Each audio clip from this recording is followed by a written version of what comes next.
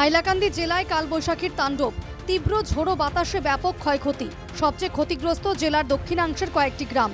ঝড়ের কবলে তছনছ হয়ে গেছে শতাধিক ঘরবাড়ি। ঝড়ের দাপটে উপড়ে পড়েছে বহু গাছ। গাছ ভেঙে পড়ায় ছিঁড়ে গেছে বিদ্যুতের তার। বিস্তীর্ণ এলাকা জুড়ে বিদ্যুৎ পরিষেবা বিপর্যস্ত। সবচেয়ে ক্ষতিগ্রস্ত দত্তপুর বাগছড়া পঞ্চায়েতের বিভিন্ন এলাকা। ঝড়ের তাণ্ডবে বিধ্বস্ত হয়ে পড়েছে সাহেবমারা, ভাইছড়া সহ আশপাশের গ্রামগুলি। জাতীয় সড়কেও গাছ ভেঙে পড়ায় যান চলাচল ব্যাহত। এদিন কালবৈশাখীর তাণ্ডবে বহু ঘরবাড়িও ভেঙে পড়ে। অনেকেরই এখন মাথা গোঁজার মতো ঠাঁই নেই।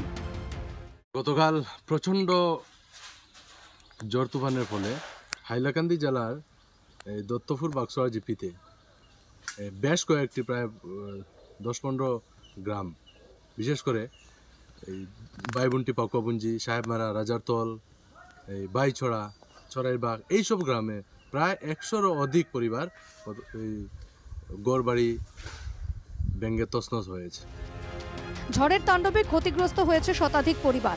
এসব পরিবারকে আর্থিক সহায়তার জন্য এলাকার জনপ্রতিনিধি এবং বিভাগীয় কর্তৃপক্ষের কাছে আবেদন জানান এলাকার বাসিন্দারা।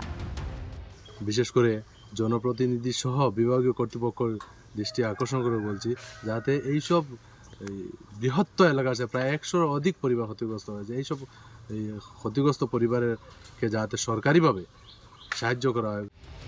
আর কদিন পরেই পবিত্র ঈদ। তার আগে মুসলিম প্রধান গ্রামগুলোতে কালবৈশাখীর তাণ্ডবে ক্ষতিগ্রস্ত মানুষের অসহায় অবস্থা।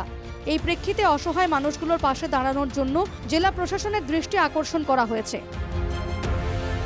হাইলাকান্দি থেকে অমিতাভ শর্মার রিপোর্ট, NK টিভি বাংলা।